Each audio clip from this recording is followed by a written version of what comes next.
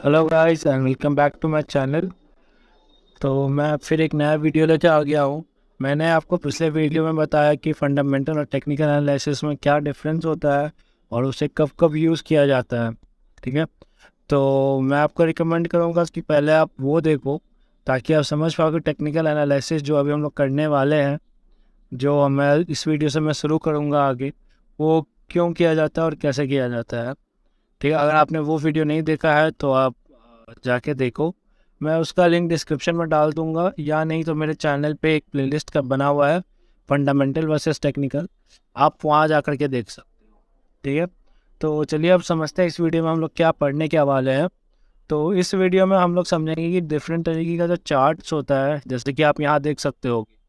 ठीक है, इसमें से बहुत सारे चार्ट्स होते हैं जो यूज़ होते ही नहीं है। ठीक है, तो इसमें से कौन कौन सा चार्ट्स यूज़ होता है और सबसे ज़्यादा इम्पोर्टेंट चार्ट जो हम लोग यूज़ करते हैं टेक्निकल एनालिसिस में, वो क्या होता है और उसको पढ़ा कैसे जाता है। ठीक है, तो चलिए देखते हैं कि करके ये हो गया एरिया चार्ट। ठीक है, चलिए पहले इसको थोड़ा जूम करते हैं ताकि समझ में आए। तो जैसा कि आप यहाँ पर ये देख सकते हो कि ये सिर्फ एक लाइन ग्राफ है। ठीक है, ये बस बताएगा कि कितना, किस टाइम पे कितना प्राइस चल रहा था। ठीक है, तो ये आप जैसे कि नॉर्मल आप 9th 10th के ज्योमेट्री में पढ़े हो गए, एरिया ग्राफ, बार ग्राफ, ये सब। ठीक है, अब चलिए आते हैं लाइन ग्राफ में। तो सेम चीज़ है, एरिया और बार लाइन ग्राफ में सेम चीज़ है, बस डिफरेंस होता है शेडिंग का।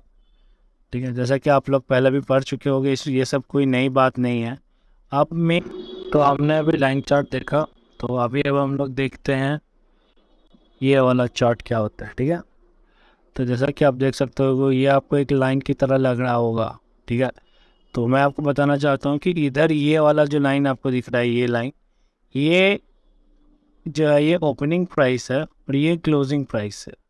ठीक है, और ये जो इतना दूर का जो ये डिस्टेंस है ना, ये यहाँ से यहाँ तक का। ठीक है, देखो मैं आपको बताता हूँ, ये जो है इस आप इस पे फोकस करो। ठीक है, मैं लाइन हटाने के लिए थोड़ा सा इधर से उधर करूँगा। ये जो है ना, ये यहाँ से लेकर के यहाँ तक का जो है, ये आपको बताता है कि प्राइस जो है कितना मूव किया है। ये ओपन हुआ यहाँ पे।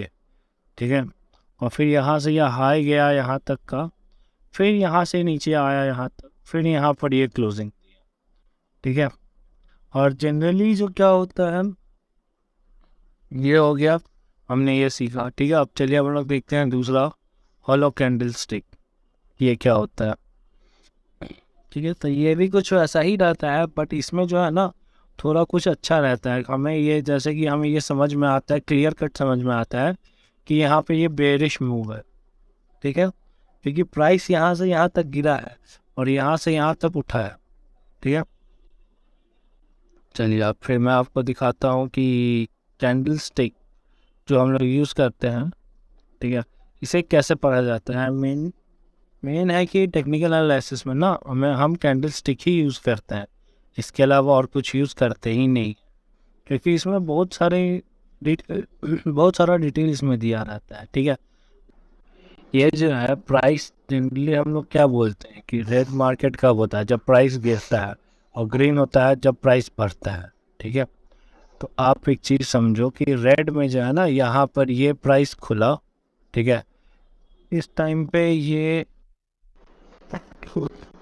तो इसमें क्या होता है कि ये यहाँ पे ओपन हुआ, यहाँ से ये अप की तरफ मूव करता है तो हम लोग ग्रीन मानते हैं, और इधर से अगर नीचे जाता है तो ये रेड मानते हैं। तो चलिए हम लोग समझते हैं कि ग्रीन कैंडल कैसे बनता है और रेड कैंडल कैसे बनता है। तो ग्रीन कैंडल जिसमें ये बनता है कि ये यहाँ पे ओपन हुआ। ठीक है, आप इस कैंडल पे ध्यान दो। ठीक है, ये यहाँ पे ओपन हुआ और यहाँ से ये अप गया यहाँ तक।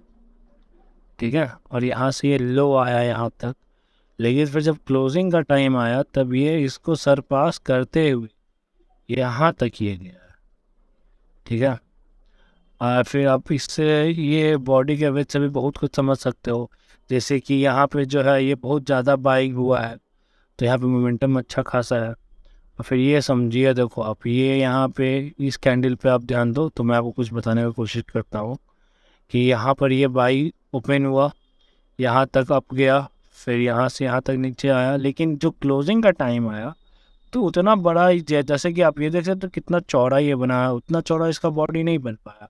इसका मतलब क्या हुआ कि यहाँ पर जो बायर्स थे, जो स्टॉक खरीद रहे थे, जिसकी वजह से ये ग्रीन कैंडल बन रहा था, वो कम हो रहे थे।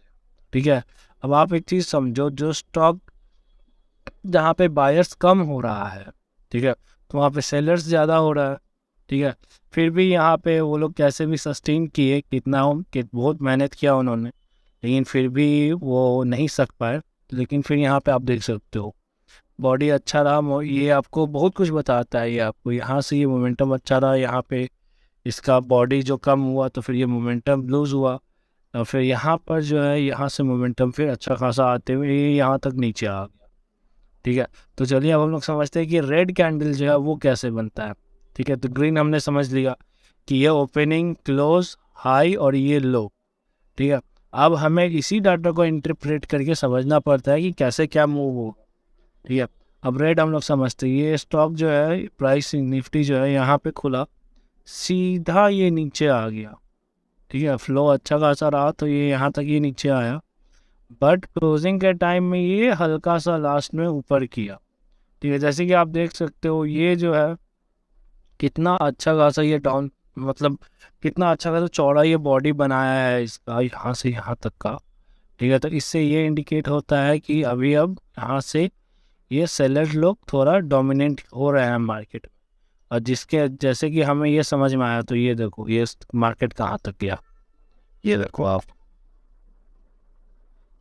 ये यहाँ से हमें ये समझ में आया, यहाँ से बॉडी इतना अच्छा मोमेंटम अच्छा खासा लूज़ किया इन्होंने, बायर्स ने, फिर यहाँ पे सेलर डोमिनेट हुए, और फिर यहाँ से सीधा ये यहाँ तक आके गिरा। देखो 16,870, और था कितना पे 17,756। ठीक है, तो हमें इस चार्ट पैटर्न को ना ऐसे ही इंटरप्रेट करके रखना पड़ता है। इसमें बहुत सारे पैटर्न्स होते हैं, वो मैं अलग से एक वीडियो में बनाऊंगा, तो मैं उसमें आपको बताऊंगा कि एक्चुअली में चार्ट पैटर्न्स जो है वो कैसे आइडेंटिफाई करें और कैसे उसको ट्रेड करें। ठीक है, तो ये मैंने आपको यहाँ तक बताया कि अभी तक कितने तरीके के चार्ट पैटर्न्स होता है, सॉरी कितने तरीके के चार्ट्स होते हैं, उसमें से मेन जो है वो यूज़ कौन सा किया जाता है और उसको पढ़ा कैसे जाता है। ठीक है, तो बेसिकली इसको जो हम लोग इसीलिए यूज़ करते हैं क्योंकि ये बहुत कुछ बताता है हमें, ओपनिंग, क्लोज, हाई, लो, ट्रेड, मार्केट का सेंटिमेंट्स भी बताता है यहाँ पे। जैसे कि आप यहाँ देखो ये कम हुआ, ये रुको मैं आपको एक और दिखाने की मैं कोशिश करता हूँ। ठीक है, यहाँ पर ये देखो ये रेड का जो है वो बॉडी पतला पतला बनने लगा, लेकिन फिर यहाँ देखो यहाँ पर ये ग्रीन जो है अच्छा खासा मोटा बना है, उसके बाद से देखो फिर ये ऊपर गया है। ठीक है, तो हमें ये बहुत कुछ, ये मार्केट का सेंटिमेंट्स अलॉन्ग विद जो डाटा देता है वो तो देता ही है, बट साथ साथ ये हमें ना मार्केट का सेंटिमेंट्स भी समझने में कोशिश करता है। तो इसीलिए हम लोग चार्ट में ना ज़्यादातर कैंडल स्टिक पैटर्न यूज़ करते हैं। ठीक है, अब कैंडल स्टिक पैटर्न कितने तरीके के होते हैं और सबको कैसे क्या ट्रेड किया जाता है वो मैं आपको आने वाले वीडियो में बताऊंगा। So stay tune for that, and I hope you like this video. So do like, share and subscribe to my YouTube channel. Thank you.